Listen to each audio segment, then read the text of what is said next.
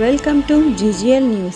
గోనెగండ్ల నూతన సీఐగా పదవి బాధ్యతలు చేపట్టిన విజయభాస్కర్.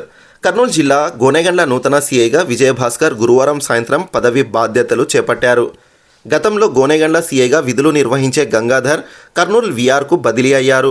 నంద్యాల జిల్లా వీఆర్లో ఉన్న విజయభాస్కర్ను పోలీస్ ఉన్నతాధికారులు గోనెగండ్ల సీఐగా బదిలీ చేశారు.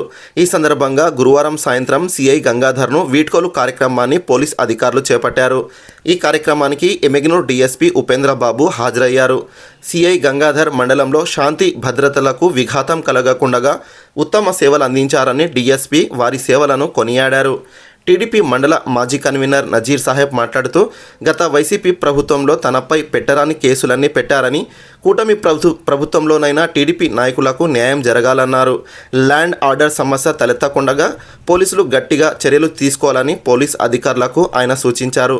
ఈ కార్యక్రమంలో వివిధ గ్రామాల నుంచి వచ్చిన టీడీపీ నాయకులు, గ్రామస్తులు, పోలీస్ సిబ్బంది పాల్గొన్నారు. చాలా మంచి పేరు సంపాదించి ఇప్పుడు మీరందరూ ఇక్కడికి ఆయన వెళ్తున్నందుకు, మీరందరూ ఆయన కలవడానికి వచ్చిన ఇదే ఆయన ఏ విధంగా పనిచేశాడో తెలియజేస్తుంది.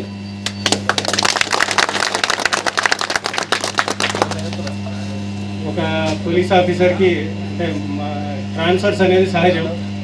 ఇక్కడి నుంచి ఆయన బదిలీపై వెళ్ళి ఇంకా మంచి పోస్టింగ్లో ఇంకా చాలామందికి సర్వీస్, తన ఉద్యోగంలో భాగంగా సర్వీసెస్ అందించాలని ఆయనకు, ఆయన కుటుంబ సభ్యులకు దేవుడు అన్ని ఆరోగ్య ఐశ్వర్యాలు అందించాలని మనస్ఫూర్తిగా కోరుకుంటున్నాను. మా బ్యాచ్మేట్ అయినందుకు యాక్చువల్గా ఆయనను రిలీవ్ చేయడం కొద్దిగా బాధగానే ఉంది నాకు. కానీ మంచి ఆఫీసర్లకు ఎప్పుడు మంచి జరుగుతుంది. ఆయనకి ఇంతకంటే మంచి పోస్టింగ్ దొరకాలని అది ఆల్ ది బెస్ట్. ఇప్పుడు మన ఎవరైనా మన స్టాఫ్ మాట్లాడతారా? వెళ్తున్నందుకు ఏర్పాటు చేసిన ఈ సభకు అధ్యక్షత వహించిన మన ఎమ్మిగనూరు డిఎస్పీ సార్ గారికి మరియు గంగాధర్ గారికి, ఇక్కడికి విచ్చేసిన మండల ప్రజలకు అందరికీ కూడా నా నమస్కారాలు. నా పేరు విజయభాస్కర్. నేను ఈ ఏరియాలో ఇప్పుడు పనిచేయలేదు. గూడూరులో ఎస్ఐగా ఒక 6 months పనిచేస్తున్నాను. దేవతంలో 20 రోజులు ఉన్నాను. యాక్చువల్గా గంగాధర్ మేము అంతా ఒకటేసారి ట్రైనింగ్ అయ్యి ఎస్ఐగా సెలెక్ట్ అయ్యి బ్యాచ్మేట్స్.